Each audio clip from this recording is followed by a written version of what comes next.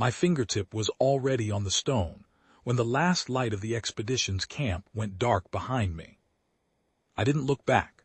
I'd watched 11 scholars pack their equipment over the past 2 days, crates sealed, sledge runners folded, the portable relay antenna broken down and stowed.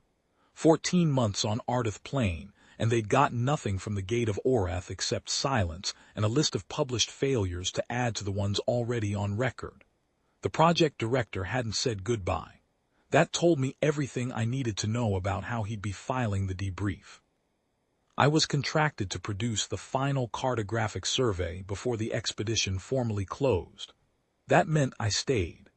It meant I stood here alone on the plain at first light with one hand flat against 40 meters of carved black stone, doing the job I was paid to do.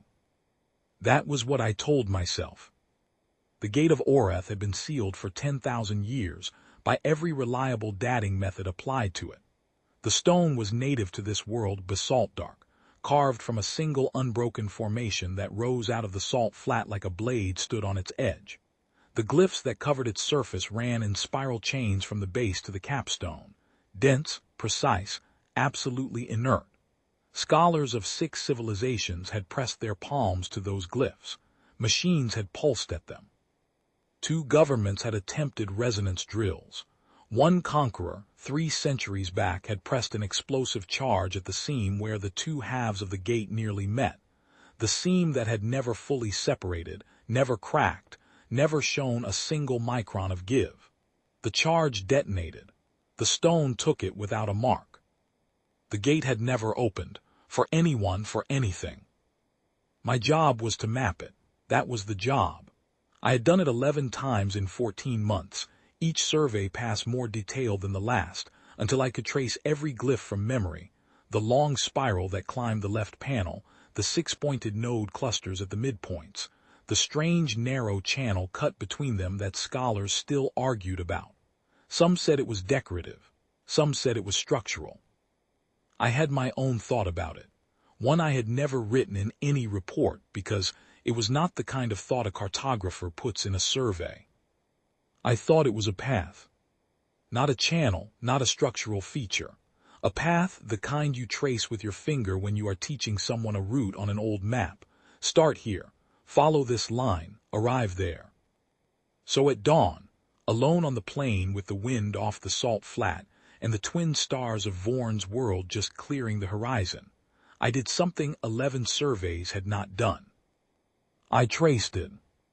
Not a press, not a palm-flat contact, a single fingertip, moving, following the narrow channel from the base glyph upward, the way I would trace a route, the way I had traced 10,000 routes on 10,000 charts in 30 years of this work. A muscle memory so old I barely thought about it. The first glyph lit. Not brilliance, not explosion. A breath of pale amber light, barely enough to see in the twin star dawn, blooming at the exact point where my fingertip met the channel. I stopped breathing. The light didn't fade. It held, it waited, and I understood, with the cartographer's certainty I had trusted for 30 years, that it was waiting for me to continue. I continued. The channel ran upward in a long curve to the first node cluster. I followed it. 3 seconds, maybe 4. The amber light tracked my finger exactly, and when I reached the node the cluster ignited all 6 points at once, a soft radiance like early sun on still water and a sound I felt more than heard, a deep, sustained tone rising from somewhere inside the stone itself. Not mechanical, not industrial, the sound of something very old choosing to breathe. I paused there. The tone held. The 6 ignited points pulsed slowly, a rhythm I recognized without being able to say why, the same interval as a patient heartbeat, or the long beat between one wave and the next. The stone under my palm was warmer than it should have been on a dawn plain with the wind still cold off the salt flat. I thought of every scholar who had stood here. Every palm pressed flat, every machine pulsed, every authority invoked. None of them had traced it, not one. I kept moving. The next run of channel longer, angling right toward the seam. The amber light kept pace. I was not thinking in words. I was reading the path the way I read any path, one line, then the next, the map unfolding under my hand. The tone deepened. The salt flat around me went very still, as though the wind itself had paused to watch. When I reached the seam, the channel ended at a glyph I had logged 100 times without knowing what it was. A single mark, different from the rest, simpler, almost crude against the precision of everything around it. In my notes I had labeled it an anomaly, a mason's error possibly, a late addition. I set my fingertip on it and held. The seam opened. Not violently, not with a crack or a groan. The two halves of the Gate of Orath separated from each other in absolute silence, smooth as a lens being uncovered, the black stone faces parting along a line that had not existed 1 moment ago.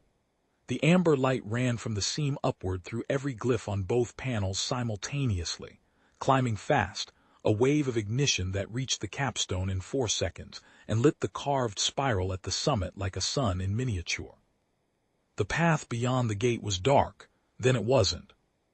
Light bloomed ahead of me, amber, steady, running into a distance I could not measure, illuminating something the surveys had never captured because the gate had never been open for any survey, a road.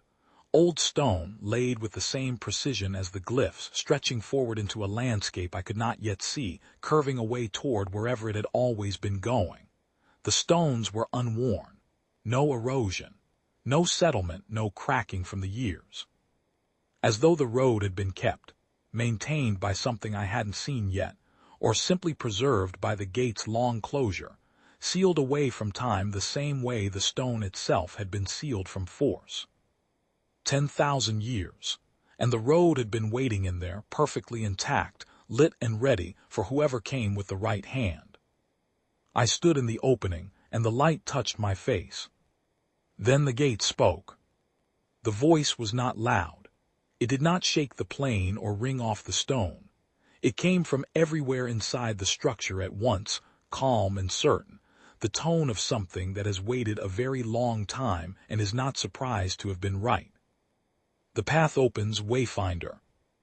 4 words, carved into the air as cleanly as the glyphs were carved into the stone. I have spent the months since trying to explain what those 4 words felt like. I have filed 2 reports that don't come close. The closest I can get is this. For 30 years I had read maps and traced routes and told people how to get from where they were to where they needed to be, and I had always done it with a feeling I had no name for, a certainty that ran ahead of my thinking, a knowledge of the path before I had finished reading it. I had assumed it was experience, practice, the accumulated weight of the work. I stood in the light of a gate that had been sealed for 10,000 years, and I understood it was not that. It was something older, something put in my family's blood, or whatever had become my family's blood after enough generations of hands tracing lines and eyes reading terrain, something the makers of this gate had mapped as carefully as they had mapped the road beyond it. They had built the lock to answer one kind of hand. They had built the road to answer one kind of mind. Mine. I don't know yet where the road goes. The follow-up expedition is still being assembled. There are arguments about jurisdiction, about precedent, about which government has standing to claim whatever the gate leads to. I have sat in 3 meetings and said almost nothing, because the gate didn't open for any government, and the road does not appear on any of their charts. I put my hand back on the stone at the edge of the opening before I left the plane, just for a moment. The amber light was still there, patient, unhurried. The tone the gate had made when it first breathed was still there too, barely audible now, almost below hearing but present. A road humming quietly to itself in the dark, waiting to be walked. I have been a cartographer for 30 years. I know what it means when a path is already lit. You follow it,